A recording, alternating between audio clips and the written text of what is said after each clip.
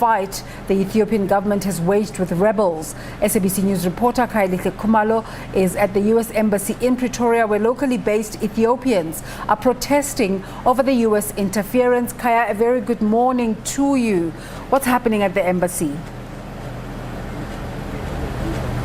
Well, that's right, Desiree. So it's part of the Day of Global Action, where we've seen Ethiopian nationals across the world sending a very clear message to the US, to the EU. So they are saying they don't want to see a foreign intervention. And we know that for some time, the issue around the conflict in Tigray has been such a very dominant story. So as you can see the background here, that they're really sending a very clear message. You can see, Desiree, that particular really just well-written words. They're saying US and EU, hands off Ethiopia, #NoMore. So once again, they're here to convey this very important message, and so many other parties as well, they're here as well. Let's hear from one of the people who's here to sympathize with the protesters, Desiree, from the PAC. So, sir, tell us more about your presence here. Why is it so key for you to be here and really just pledging solidarity with the Ethiopians today? The struggle for the people of Ethiopia is the struggle for Africa. The struggle for Africa is the struggle for Azania, people of Azania, South Africa. So as a Pan-African movement, we are saying Africa is for Africans, from Cape to Cairo, Malagasy to Morocco. So what is happening there in Ethiopia, a democratic elected government there, which was elected, we were very angry the fact that the Americans or foreign are supporting these terrorists in Ethiopia, which is creating problems. You will remember that the very same Americans, they have attacked Libya, which today our people are enslaved in Libya. The very same Americans, they've sanctioned Zimbabwe. Illegal sanction, they've imposed sanction against Zimbabwe, and the people of Zimbabwe are suffering because of this very sanction. Now, the story of Ethiopia, coming back to Ethiopia, I mean, they have to respect the democratic elected government. More than 120 million of Ethiopians who voted for this current government, and then they are support, which is a democratic government. Now, 6 million people who decided to wear government for more than 27 years. They were government, the democratic people, they were in government for 27 years. Now they've been removed. They must accept defeat. They must accept the democratic elected government. Therefore, we are saying as well, America must stop supporting terrorists with arms, must also stop sending mercenaries there to support because our people are struggling there and they are suffering. Right now we'll find out there's going to be poverty because of this conflict. Right. So the PAC stand with the Ethiopian people.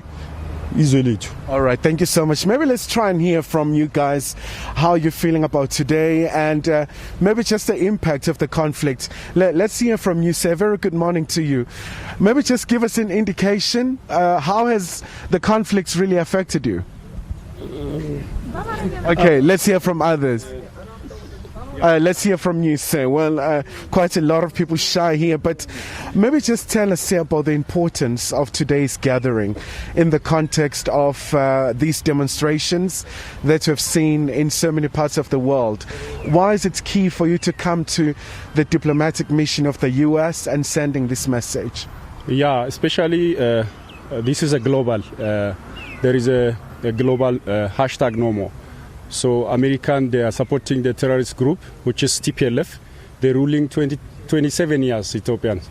So many people dying, and so many people also looking like losing life. So Africa to be united. Supposed to be Africa is a united, especially before. So Ethiopia, which is the country that uncolonized the country. So the history also, to save all Africans, you should have to wake up and stand to support Ethiopia. So they're coming from 9 provinces, South Africans, all Ethiopians, Africans, brother. So we are here. We are and maybe just tell me about how are people feeling at home? The rebels are threatening to capture Addis Ababa. How do you feel about that?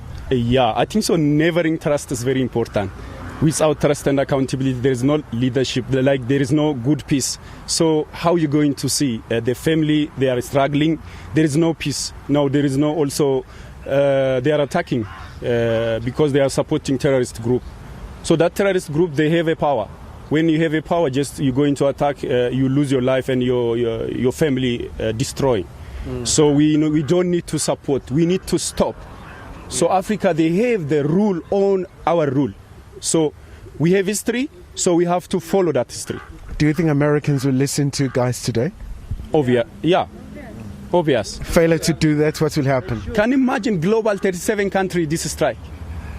So we should have to listen, yeah. Okay. All right, guys, thank you so much for your time. So, Desiree, those are the sentiments so far here in Pretoria. So they remain quite steadfast and resolute in making sure that Americans will hear them. So they talk about the very far-reaching implications of the conflict, but also talking about at times what is somewhat perceived to be the foreign policy of the United States. We know that the special envoy in the Horn of Africa has been to Addis Ababa trying to make sure that there is a long-lasting solution. But so far, we haven't really seen peace prevailing, especially in the northern parts of Ethiopia.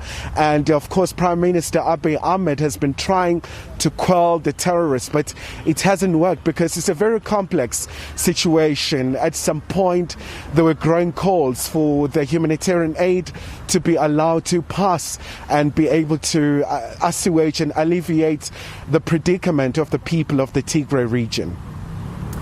Kaya, thank you so much for that update. An important civic action putting pressure on governments to get involved in Ethiopia.